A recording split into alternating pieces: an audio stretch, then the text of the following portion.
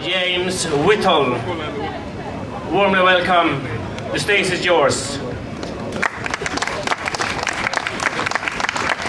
Thank you very much for that warm welcome. It's an absolute pleasure to be here in Sweden today. We feel a close kinship with our Nordic brothers and sisters.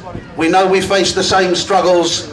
The same struggles you are facing today in Sweden are the very same struggles that the British people are encountering every day of the week.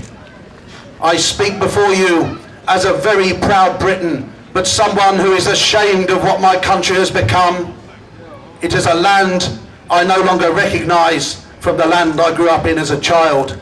A wise man once said, "Those whom the gods wish to destroy, they first make mad." And we must be mad, literally mad as a nation.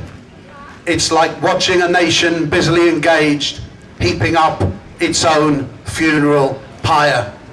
Now those were the words of the late great Enoch Powell, the last honest politician in Great Britain, who predicted in 1968 that the rivers would run with blood. Enoch Powell's prophecy has been repeated again and again as we have watched the multicultural disaster unfold in Great Britain, and the countless murders and attacks on our innocent young people has ensured that blood has run in the gutter. Now at the time when Enoch Powell made this prophecy in 1968, he was cast aside as a pariah of the political establishment and decreed as a racist for speaking up for his own people, a racist for daring to speak the truth of what is happening in our towns, in our cities, on our streets. And yet now, some 40 years later, the painful truth is all too clear to anyone who wishes to open their eyes. Because in Great Britain today, the British people are treated as second-class citizens. Last winter, 35,000 of our pensioners died from hypothermia because they couldn't afford to heat their homes in winter. 35,000 pensioners died. And in the same period, our government donated £10.5 billion in foreign aid to countries like India and China. India, who have nuclear weapons and a space program. India, who have more millionaires than Britain. It's a disgrace. It's the shame of our age.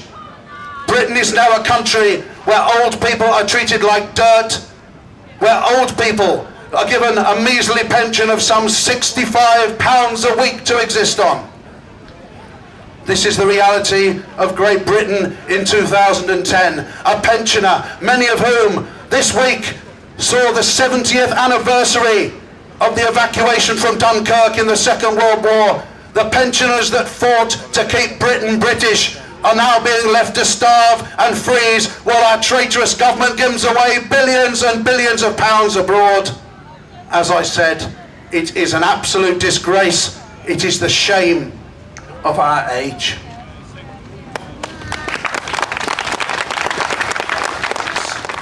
The effects of this multicultural experiment, the effects of political correctness, the effects of the treasonous governments that we have had in place for decades run far deeper than purely a loss of money.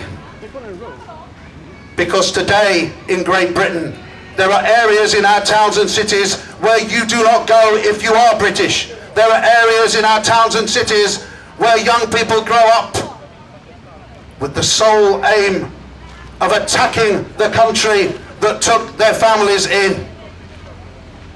The bomb attacks in London in 2007 were not perpetrated by people from overseas. Well, they were perpetrated by people from overseas, but they were people who were born in our towns and cities. This is the product of the multicultural society. These people will never integrate because they despise everything about Britain. They despise our culture, our people, our heritage.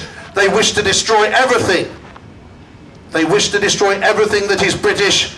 Well, I, for one, do not want the flag of Islam to fly above 10 Downing Street. I will not rest. I will not rest for one moment until we have reclaimed our country, because make no mistake, ladies and gentlemen, it is always the victors, it is always the victors that write the history books.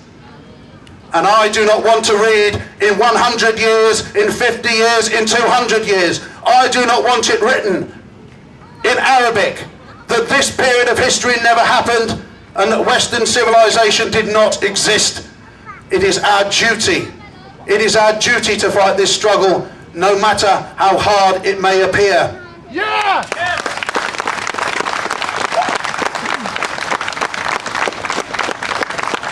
Another disgrace in my country, of which I feel great shame. We have a national health service in Britain.